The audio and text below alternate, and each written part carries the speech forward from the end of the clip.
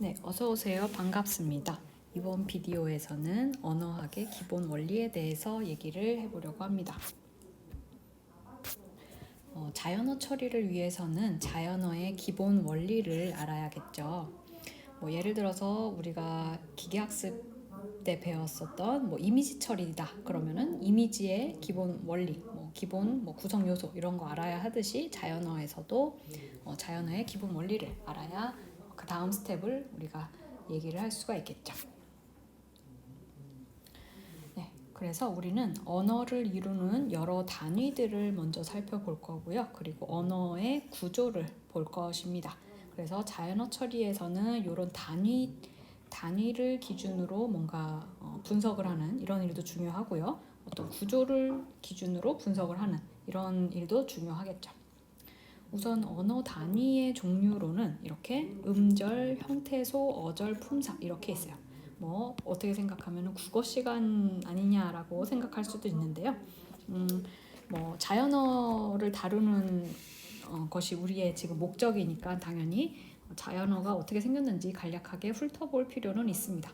영어로는 실러블, 몰핌 이런 식으로 용어가 많이 나오기는 해요.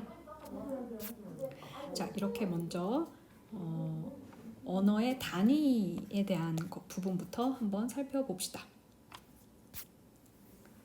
자, 먼저 언어 단위 중에 첫 번째 종류 음절에 대해서 얘기를 해볼게요.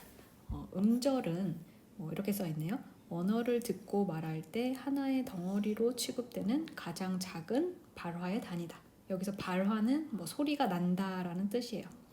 이렇게 소리가 나는 단위, 그것이 음절인가 봐요. 그래서 기본적 그러니까 안녕하세요라고 하면 안녕하세요 이렇게 5음절로 이루어져 있잖아요. 자, 한국어의 음절은 기본적으로 초성, 중성, 종성으로 이루어졌다. 그러니까 한 음절에 대해서 얘기를 하는 거예요. 한 음절, 예를 들어서 어떤 한 음절, 예를 들어서 한이라는 음절을 예로 들어보면은 이 녀석은 초성, 여기 히읗이 초성이 되겠고 중성, 모음에 해당하는 중성, 그 다음에 받침에 해당하는 종성 이렇게 3개로 이루어져 있죠. 이렇게 한 음절은 초성은 음절에서 가장 처음에 오는 소리이다. 그리고 이렇게 줄여서 C라고 많이 씁니다. 그리고 중성은 가운데 오는 소리로 모음, 그래서 V라고 많이 쓰고요. 그리고 종성은 마지막 소리로 자음, 역시 이제 C로 많이 표현을 해요. 한국어에서 음절은 모음 단독으로 구성이 될 수 있죠. 아야, 어여, 오요, 오유, 의이 이런 식으로. 그리고 모음 앞뒤에 자음이 올 수 있는 거죠. 가갸, 거겨, 고교, 구규 이런 식으로. 자음까지 붙이면 간, 갸, 건, 견 이런 식으로. 더는 제가 못하겠네요. 그런 식으로.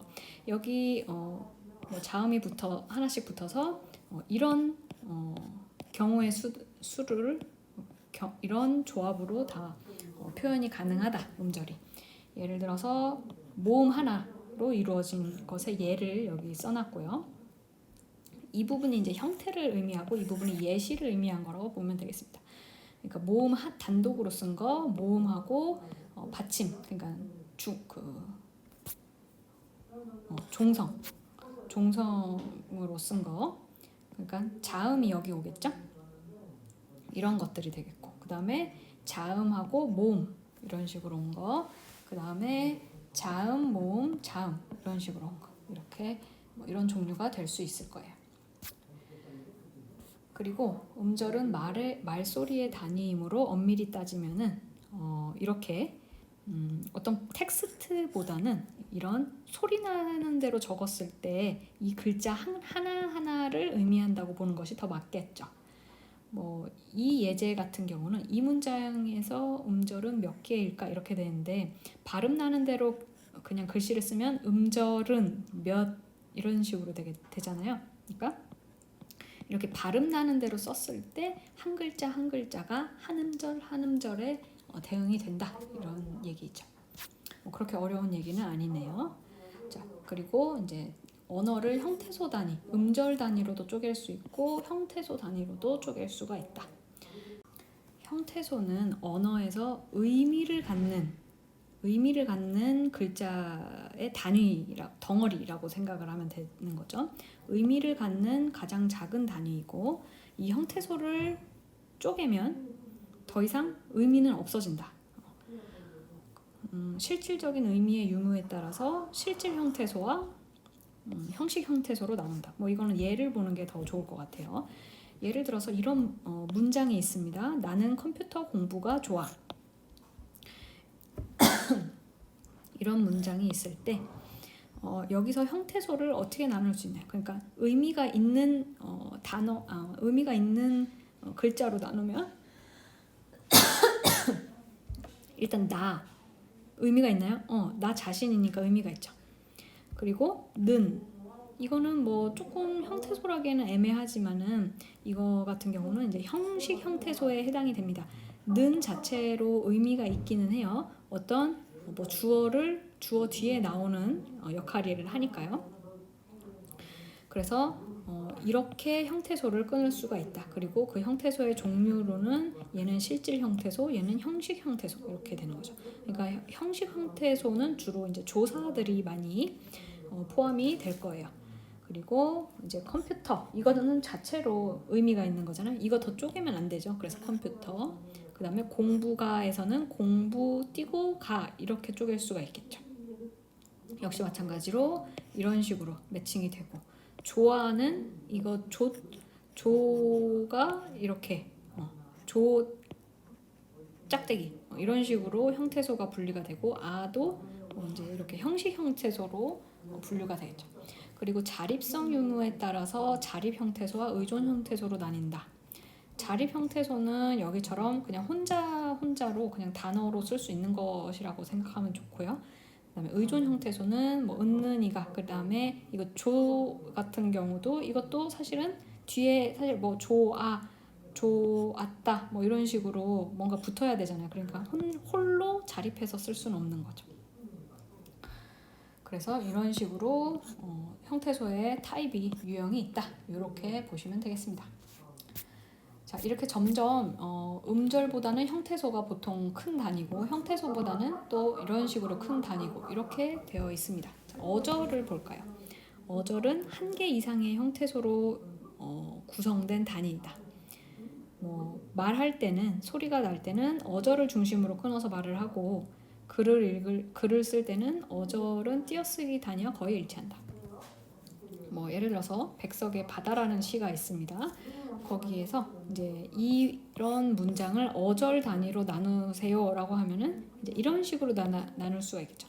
바닷가에 왔더니 이것은 이제 바닷가에 거의 뭐 띄어쓰기랑 일치한다고 보면 돼요. 여기는 형태소 2개로 되어 있잖아요.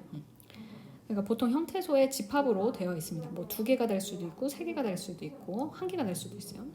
그리고 바다와 띄고 같이 띄고 당신이 띄고 생각만 나는구려 띄고 이런 식으로 생각만 띄고 나는구려 띄고 이게 이제 어절이라는 거죠. 보통 띄어쓰기 단위라고 생각을 하시면 편합니다. 그리고 이제 품사라는 게 있어요.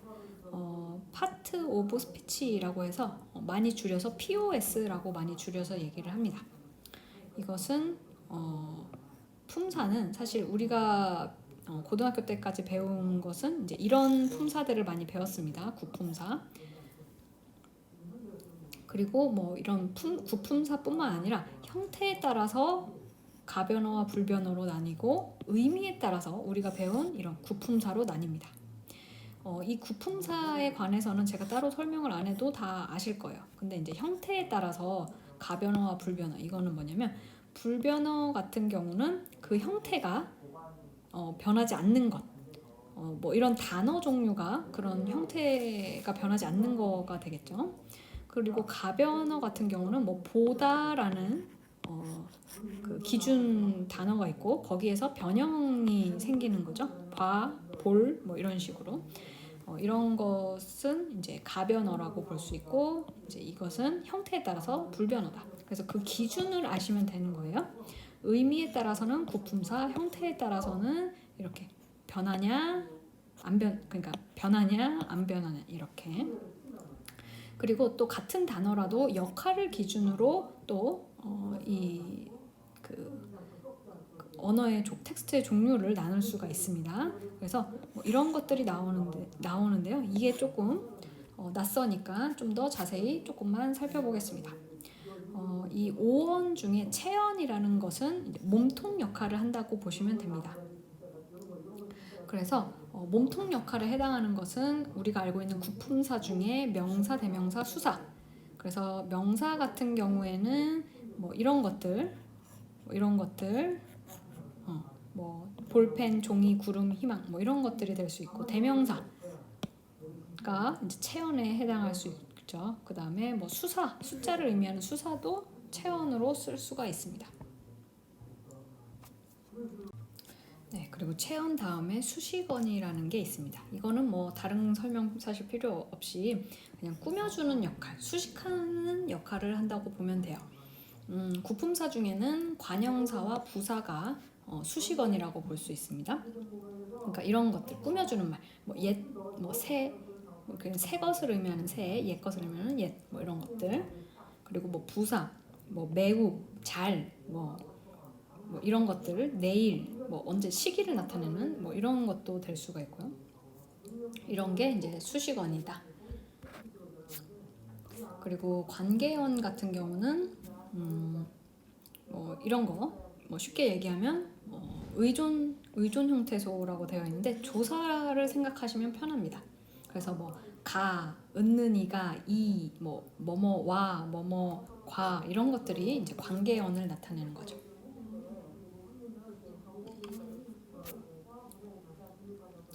그리고 뭐 독립어근 같은 경우는 대표적으로 감탄사가 있죠. 그래서 그냥 독립적으로 쓰이는 품사로 다른 품사를 수식하지 않고 받지도 않은 거. 진짜 말 그대로 독립적으로 쓰이는 그런 것들을 말합니다. 그래서 뭐 감정 감탄사는 뭐 놀람이나 감정 등을 나타내는 거고, 뭐 와 같은 거 이런 거 있을 수 있고, 의지 감탄사는 뭐 말하는 사람의 뜻을 나타내는 건데, 뭐 그렇지 이런 것들. 그리고 호응 감탄사는 뭐 네라던가 이런 것들. 그러니까 부름이나 대답 이런 것들을 나타내는 게 호응 감탄사다 보면 되겠습니다.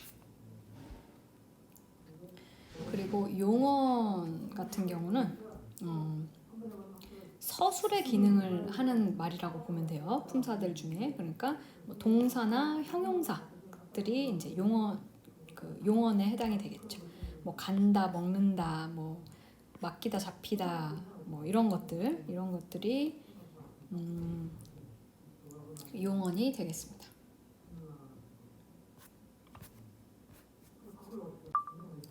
네, 지금까지 언어를 구분하는 단위를 살펴봤고요. 그리고 언어 같은 경우는 그러니까 이미지에 대응되는 거는 여기는 픽셀이라고 보면 되겠고, 여기에 대응되는 것은 여기서는 이제 언어의 구조에 대해서 얘기를 할 거예요. 근데 언어이기 때문에 그 구조가 존재하는 거죠. 이미지 같은 경우는 구조랄 게 딱히 없습니다. 굳이 시멘틱한 어떤 의미를 파악해서 여기가 사람이고, 그러니까 이만큼이 사람이고 그 중에 몸통, 머리, 다리, 팔 이런 식으로 인위적으로 나눌 수는 있죠. 영상도. 근데 언어는 기본적으로 구조를 가지고 있습니다. 그러니까 좀 더 어떻게 보면 이미지 데이터보다는 좀 더 복잡한 데이터라고 볼 수가 있어요. 이미지 데이터는 보이는 게 다인 그런 느낌이라면, 이제 언어 같은 경우는 보이는 거는 그냥 하얀 건 글씨요, 아니 그러니까 하얀 건 종이요, 까만 건 글씨다, 뭐 이런 건데, 사실은 이 글씨 언어 텍스트 안에 좀 뭔가 구조적인 것들이 다 숨어 있는 거죠. 이렇게 감춰져 있기 때문에 NLP 자연어가 더 어려운 것이다 라고 알려져 있는 거죠. 자, 어쨌든 우리는 이제 언어의 구조를 보도록 하겠습니다. 네, 먼저 구구조라는 것이 있어요. 그러니까 언어를 구조로 뭔가 분석을 하자는 건데, 구구조는 일단 언어를 이렇게 트리 모양으로 쉽게 생각하면 이렇게 분석을 하자는 거고, 이 의존 구조는 이 트리보다는 조금 더 단순하게 그냥 의존적인 관계를 분석하자는 것이 이제 의존 구조입니다. 일단 구구조 먼저 한번 보겠습니다. 문장을 구성하는 요소들이 형성되는 일정한 구조, 그거라고 보시면 되겠어요. 그리고 문장을 구성하는 2개 이상의 구성 요소는 서로 어떤 선행관계나 지배관계를 받는다. 뭐 예를 들어서 선행관계라고 하면은 어떤 단어가 어떤 단어 앞에 와야 된다, 뭐 뒤에 와야 된다, 뭐 어절이 될 수도 있고요. 영어로 치면은 이제 단어들이 되겠죠. 영어는 이제 교차어가 아니라서 이제 그 조사 이런 게 없으니까 그런 것들이 되겠죠. 예를 들어서 I라는 주어 뒤에는 love라는 동사가 와야 되고, 그리고 love 뒤에는 이것의 지배를 받는 you라는 것이 와야 되고, 뭐 이런 것들이 이런 관계라고 볼 수가 있습니다. 그런데 제가 방금도 예시를 들었듯이 뭐 영어라고 했는데 우리 한국어는 어떤가? 한국어에서는 배열의 순서가 비교적 자유로워요. 예를 들어서 이런 문장 생각해 봅시다. 나는 밥을 먹었어. 밤에. 자, 2번째 문장. 밤에 밥을 먹었어. 나는. 둘 다 똑같은 의미를 갖죠. 그거 말고도 여러 가지 변형으로 나는 밥을 밤에 먹었어. 이런 식으로 얘기를 할 수가 있단 말이에요. 다 문법적으로 옳은 거란 말이에요. 그래서 한국어 같은 경우는 비교적 자유롭기 때문에 이러한 구구조로 뭔가 텍스트나 이런 언어를 설명하거나 분석하는 데는 적합하지 않습니다. 그래서 구구조 같은 경우는 영어와 같이 단어의 배열이 정해져 있는 언어를 분석할 때 주로 사용이 된다. 이렇게 정리를 하면 되겠어요. 그래서 이렇게 트리 모양으로 나타나는 것을 파스트리라고 해요. 파스트리 주로 이렇게 하고요. 예를 들어서 The puppy sleeps under the table 이렇게 나오면은 그 더는 뭐 이제 이런 식으로 더와 퍼피가 한 묶음, 그 다음에 슬립스는 주어 뒤에 오는 그 서술하는 역할을 하는 것이고, 그 다음에 이곳은 이제 장소를 나타내는 거죠. 이런 식으로 The puppy sleeps under the table 이것들에 감춰져 있는, 이 속에 감춰져 있는 이런 구조, 관계를 설명하는 것이 구구조다라고 생각하시면 됩니다. 뭐 이미지 분야에서도 파스트리라고 해서 이미지를 파싱한다라는 표현을 하기도 해요. 그러니까 그런 개념은 이 이미지 이런 파스트리에서 가져온 것이다라고 보면 됩니다. 그래서 뭐 요즘에는 사실 언어만 한다고 해서 언어만 하는 것도 아니고 영상 한다고 해서 영상만 하는 것도 아니고 그 사이에 어딘가를 이렇게 상당히 블렌딩해서 여기에 있는 좋은 개념을 여기도 쓰고 여기 있는 좋은 개념을 여기도 쓰고 이런 것들이 많이 행해지고 있습니다. 사실 오래전부터 그러기도 했고. 자, 그리고 의존구조라고 하면은 구구조와 달리 어떤 이런 트리 모양의 어떤 스트럭처를 세우는 것이 아니라 이것은 이렇게 평평한 단어들의 배열에서 서로의 의존 관계를 따지는 것이 의존구조다라고 생각하면 되겠습니다. 의존구조는 문장에 포함된 단어들이 서로 의존 관계를 이루어 하나의 구문을 이룬다고 보는 그런 관점이고요. 아까 구구조에서 뭐 선행 관계라던가 지배 관계랑도 조금 중복되는 개념이기도 합니다. 한국어는 비교적 어순이 자유롭기 때문에 구문을 분석할 때는 아까 얘기한 구구조보다는 이 의존 구조에 의한 의존 구문 분석이 주로 많이 활용이 되어 왔습니다. 그래서 뭐 예를 들어서 의존 구조에서는 뭐 이런 문장이 있어요. Scientists study whales from space. 그러면 이 space, from space가 whale을 꾸며주는지 혹은 whale을 꾸며주는지 혹은 이 study를 꾸며주는지 이것의 의존 관계를 명확히 하는 것이 이제 의존 구조 관계를 따지는 거다. 이렇게 생각을 할 수가 있습니다.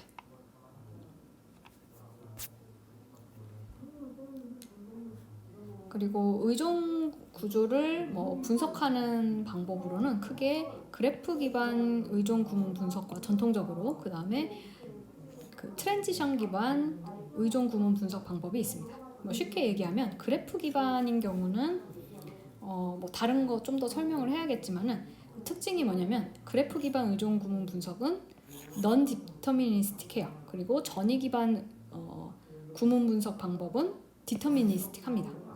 쉽게 얘기하면은 non deterministic 하다는 것은 확률 개념이 들어가는 거예요. 그래서 어떤 경우는 이 from space가 way를 꾸며주는 확률이 뭐 얼마이고 study를 꾸며주는 확률이 얼마이니 지금 우리가 이 구문을 분석할 때는 뭐 이것이 더 혹은 이것이 더 뭐 그럴듯하다라는 어떤 그 점수를 계산을 해주는 겁니다. 그래서 결과 중 가장 높은 점수에 기반을 한 그런 방법이 되겠어요. 그리고 전위 기반 방법은 그런 확률을 따지지 않고 그냥 다 정해져 있다고 보시면 됩니다. 그렇기 때문에 속도가 빨라요. 이거 같은 경우는 확률 따지고 앉아 있잖아요. 뭐 어떤 경우는 뭐가 더 확률이 높고 이런 식으로. 근데 이거 같은 경우는 그런 거 없이 그냥 스트레이트포워드하게 비교적 이 방법에 비해서는 스트레이트포워드하게 뭔가 분석을 수행을 하기 때문에 속도가 빠릅니다. 하지만 그에 따라서 이거 같은 경우는 이제 좀 유연하죠. 어떨 때는 이것도 맞고 어떨 때는 이것도 맞고 이런 식으로. 그러니까 좀 더 우리 리얼 월드 즉 실제 자연어에 가깝게 모델링을 할 수가 있어요. 분석을 하는 데 있어서. 그런데 이거는 이제 다 정해져 있기 때문에 뭔가 확장을 하거나 수정을 하기가 분석 기법을 그렇게 하기가 어렵다라고 보시면 됩니다. 우리 왜 저번 2장에서 확률 얘기 엄청 신나게 했었잖아요. 그것이 의미하는 바는 이제 좀 이런 곳에 기여를 하는 그런 내용에 대해서 살펴본 겁니다.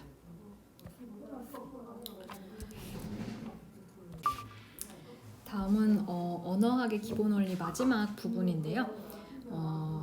어떤 언어를 연구하는 방향에 대한 이야기입니다. 처음껏 이 의미론이라는 것은 글의 표면적인 의미가 무엇인지 연구하는 연구 방향이고요. 화용론은 그 글 뒤에 숨어있는 함축되어 있는 의미를 연구하는 방향이라고 보시면 돼요. 둘 다 중요합니다. 그래서 뭐 어떤 것이 더 중요하고 어떤 것이 더 덜 중요하고 이런 것은 아니다. 그냥 표면적인 의미를 연구하냐 아니면 함축된 의미를 연구하냐 뭐 이런 차이다라고 잡고 넘어가면 좋겠어요.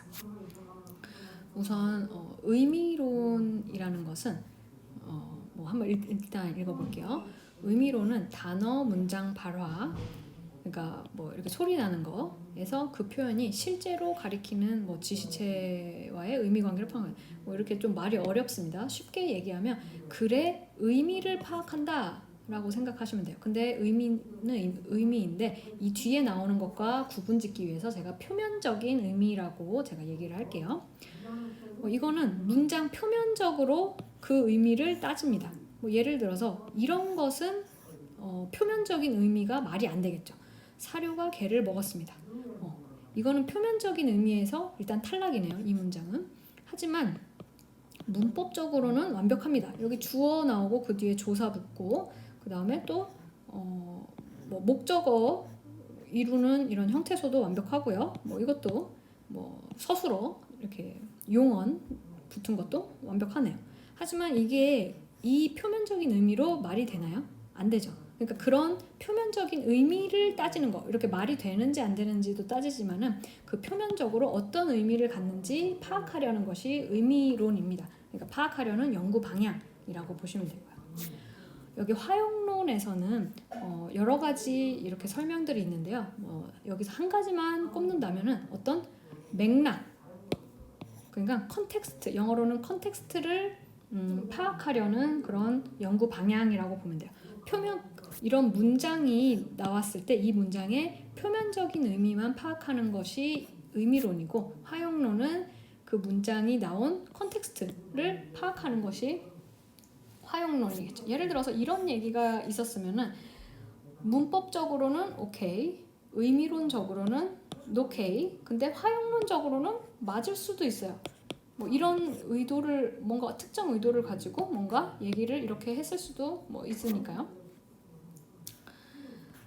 한번 봅시다. 언어 사용자와 발화 맥락, 컨텍스트를 고려하는 연구로 언어 자체뿐 아니라 언어의 주변을 설명하는데 말하는 사람, 듣는 사람, 시간, 장소 등으로 구성되는 맥락 속에서 언어 사용을 다룬다. 그리고 그 대화에 참여하고 있는 사람들 사이에 이미 공유하고 있는 정보가 있다는 것을 가정을 하고 대화가 이루어질 수도 있다. 이것을 염두에 두는 그런 연구 방식이라고 생각하면 되겠습니다. 예를 들어서 뭐 이런 문장이 있어요. 이런 발화를 누군가 했어요. 그럼 저희는 다음 주 이 시간에 다시 봅시다. 이 표면적인 의미로만 봤을 때는 뭐 이 시간도 모르고 뭐 다음 주도 정확한 날짜도 모르고 뭐 그래요. 하지만 이것이 이 언어가 발화되는 시점에 거기 대화에 참여하는 사람들은 어떤 약속을 하는 행위가 포함되어 있는 거죠. 이 의미는 표면적인 의미로는 뭐 그냥 뭐 다시 봅시다. 뭐 특정 시간에 뭐 특정 날짜에 봅시다. 이것뿐이지만은 여기 이면에는 약속이라는 행위가 포함이 되는 거죠. 그러니까 함축적인 의미가 약속이라는 행위고, 그리고 이 대화의 참여자들은 그 시간도 다 알 것이고 그 다음 주라는 그 정확한 날짜도 안다는 그런 것들이 포함되어 있는 거죠. 그러니까 이 전체적인 맥락, 이 주변 환경들까지도 고려하는 것이 화용론이다 라고 보시면 되겠습니다. 화용론에서는 근데 몇 가지 룰이 있어요. 어느 정도 그냥 무조건 다 함축적인 의미가 있어 이렇게 해버리면 안 되니까요. 화자들이 뭐 말하는 사람들 혹은 채팅하는 사람들이 지킬 것으로 기대되는 법칙이 있습니다. 그것을 이제 경룰이라고 하는데요. 뭐 이런 종류가 있다 그냥 한번 쓱 보시고요. 그리고 어떤 이런 룰이 있으나 의도적으로 이것을 위배를 해가지고 함축적으로 어떤 의미를 전달을 할 수가 있어요. 예를 들어서 철수가 저녁밥 먹으러 갈까라고 했어요. 그러면 영희는 응 아니면 싫어 아니 이런 식으로 룰이 정해져 있을 거예요. yes or no라는 룰이 정해져 있죠, 기본적으로. 그런데 영희는 뭐라고 합니까? 점심을 그렇게 먹고 또? 라고 합니다. 그러니까 룰이 깨진 거죠. 근데 영희가 이런 룰을 깨므로써 어떤 함축적인 의미를 철수에게 전달을 하려던 것일까요? 너 왜 이렇게 많이 먹니? 뭐 이런 의미가 함축적으로 그 저변에 깔려 있는 거죠. 그래서 화용론에서는 의미론에서처럼 표면적인 의미뿐만 아니라 어떤 그 발화의 문장에 대한 함축적인 의미까지 이해해야 한다는 것이 이 화용론의 연구 방향입니다. 그러니까 실제적으로는 의미론이 파악이 된 후에 그 다음에 화용론이 파악되는 그런 순서로 연구가 진행이 되겠죠. 네, 지금까지 언어학의 기본 원리에 대한 비디오였고요. 곧 이어서 언어학의 기본 원리에서는 이제 기본적인 국어 지식 혹은 뭔가 영어적인 지식, 뭐 체계를 좀 다뤘다고 보시면 되겠습니다. 그래서 다음 비디오에서는 이제 실제적으로 우리 프로젝트 하는데도 도움이 될 만한 텍스트의 전처리 부분을 살펴보겠습니다.